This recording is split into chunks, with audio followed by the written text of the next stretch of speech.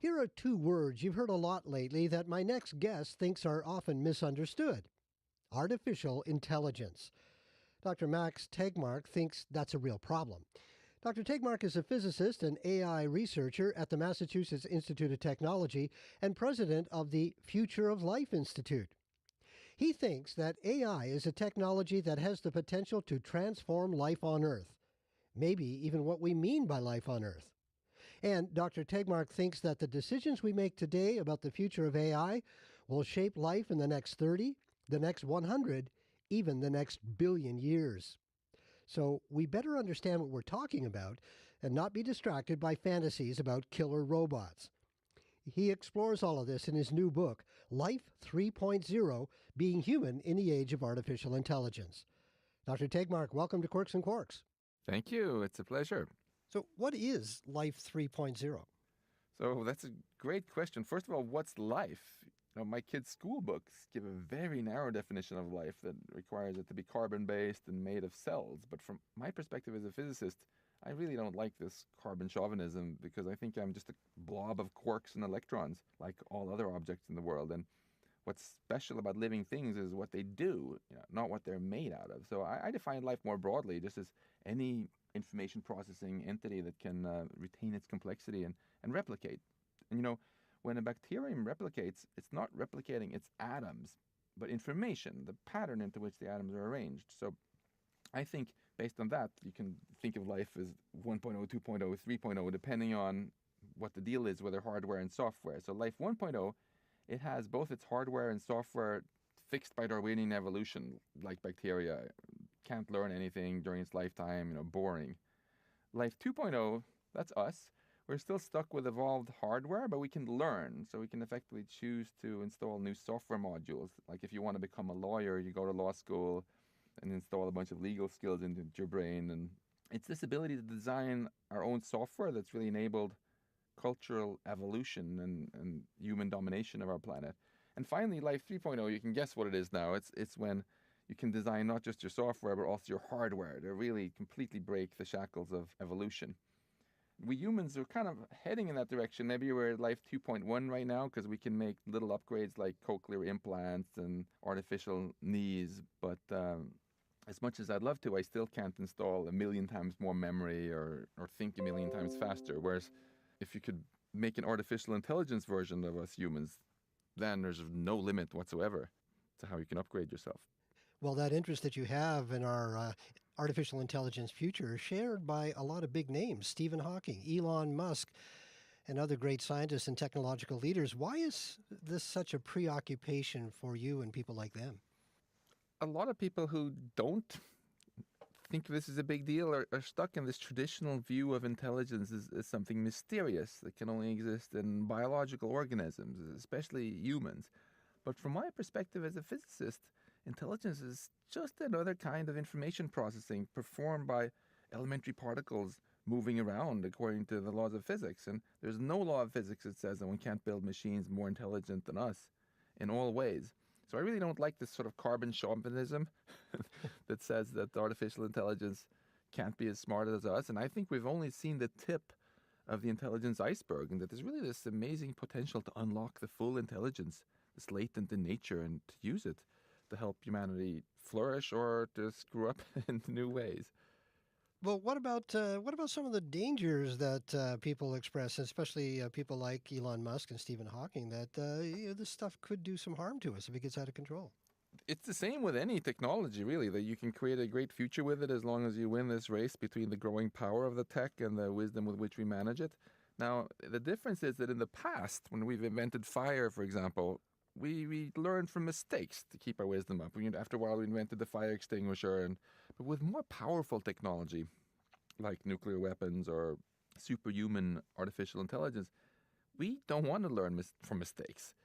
That's a terrible idea. We want to plan ahead and get things right the first time instead, because it's probably the only time we'll have. And that's what I think is so interesting to do today. Not to quibble about whether you should worry or not, but to ask, what things can we do right now to increase the chances that we'll get things right? Get things right the first time. Exactly. So this is not a safety engineering So let me back up a little bit. When we sent astronauts to the moon for the first time, it wasn't very shocking that they didn't die or that things worked out.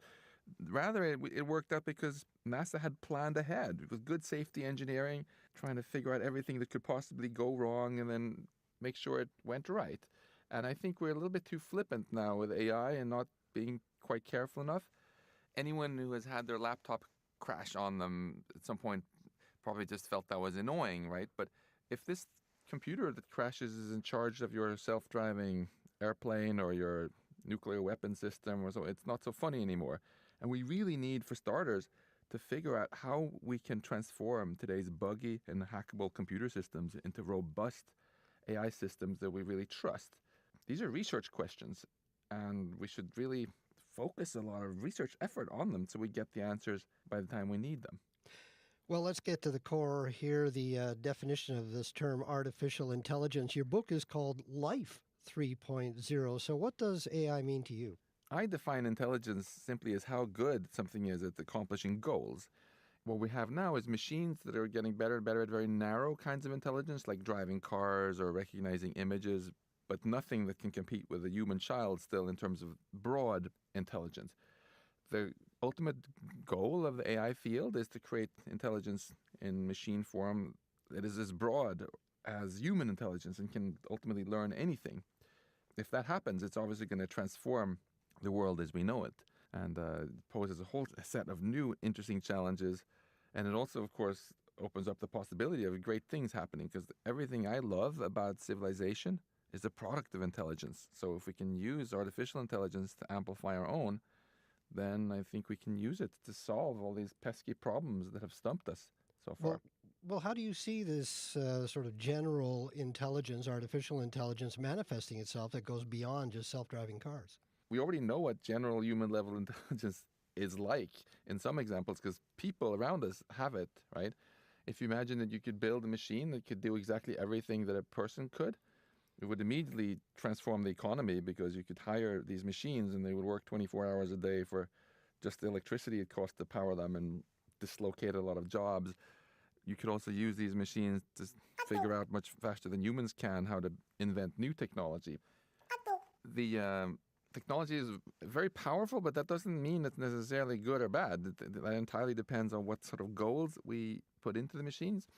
And I find Hollywood movies, they keep making us worried about the wrong thing, about some robots turning evil and conscious and deciding they don't want us or whatever. The real concern, I think, is not malevolence, but competence, since a super intelligent machine is by definition much better than we are at accomplishing its goals, whatever they might be, right? We have to just make sure that its goals are aligned with our goals. Like we humans, for example, at least me, I don't hate ants. I'm not going to go out of my way stepping on one if I see it in my garden, right? But if I'm in charge of a hydroelectric project in Canada and I notice there's an ant hill there just before I flood the valley, too bad for the ants. And I want to make sure that we humans don't end up in the position of those ants. And rather that when we make machines, we make sure that they have goals that are aligned with our own goals so that they end up helping us. Well, what's the difference between designing a machine to do a job and one that has goals? And where are those goals going to come from? If you build a very intelligent robot and just give it a very simple job, like go shopping for me and cook a really delicious Greek dinner, now it has a goal because you gave it a goal, right? And it's smart, so it's going to break this into a bunch of sub-goals, like go down to supermarkets, pick out stuff, and so on. And now, if someone tries to stop this robot and destroy it, it's going to resist this and defend itself, because it knows if it gets destroyed, it's not going to accomplish its goal of making you dinner, right? So what this shows is that things that we might think are just typically human goals, like self-preservation, for example, they'll emerge very naturally. So it's very crucial to make sure that we have a way of making the machines actually understand our goals and then learn them. And that's harder than you might think. If you tell your self-driving taxi to take you to the airport as fast as possible and you get there covered in vomit and chased by helicopters and you say, no, that's not what I asked for. And the computer replies, that is exactly what you asked for. Then you realize how hard it is to teach goals to computers, right? Because a human taxi driver would have realized that you had additional goals besides just speed of delivery. because he's also or she's also a human. But a machine knows absolutely nothing about what it's like being human. And there's a lot of research now trying to crack this nut of how machines can actually, by observing us and so on, figure out the whole picture of what we really want. Well, you talk about superintelligence in your book, that where the machines become so advanced and so sophisticated that they're beyond human intelligence. So what about the machine coming up with its own goals? That's another fascinating challenge, because even if the machine first adopts your goals and then gets it way smarter, how do you ensure that it retains its goals? And we don't want machines who initially want to take care of us to get as bored with us as my kids got with Legos as they get smarter. So this is another fascinating research question. And what I think is kind of a shame is that the governments of the world are asleep at the wheel here. These are technical research questions that a lot of AI researchers would love to put their best grad students on, but there's almost no funding for it. Almost all the funding is just for making machines intelligent. Very little is focused on how we can just ensure that we have the wisdom to operate things rightly and get goals and so on. And it's a great opportunity right now, if we go in and fund this sort of research, to get the answers by the time we need them. Because even if superintelligence might only happen, say, 30 years from now, we want to make sure that if it happens, we have the answers by the time we need them. And it could take 30 years to get the answers. So I say, let's start now. Will we be able to control a superintelligence? So there are two schools of thought on this. Some people think that what we should do is box superintelligence and have it basically locked in so it can't break out, and use it as a kind of enslaved god to do whatever we want for us, and just hope that the people who control it are good people with the best intentions. Other people feel that that's either immoral towards the AI or not a good idea for other reasons, and instead want to have an AI that's very smart and free, but just make sure that it actually has its goals to help us. That can also be okay, because little children tend to be in the company of intelligent beings that are actually smarter than them, namely their parents. And that's fine, right? Because the parents have the best interests of the children in mind. So if we can crack this goal alignment problem, that can also work. Well, you do look into the far future. I mean, you look out billions of years into the future, and it's, in your mind, not just a human future. Is artificial intelligence our evolutionary future on a cosmic scale? I certainly think that if one day life from Earth ends up spreading to other galaxies, it's much more likely to have gotten there with a lot of help from AI. As a physicist, I find it kind of fascinating that it's actually easier to say sensible things about what might happen in 1 billion years than about what might happen in 100 years.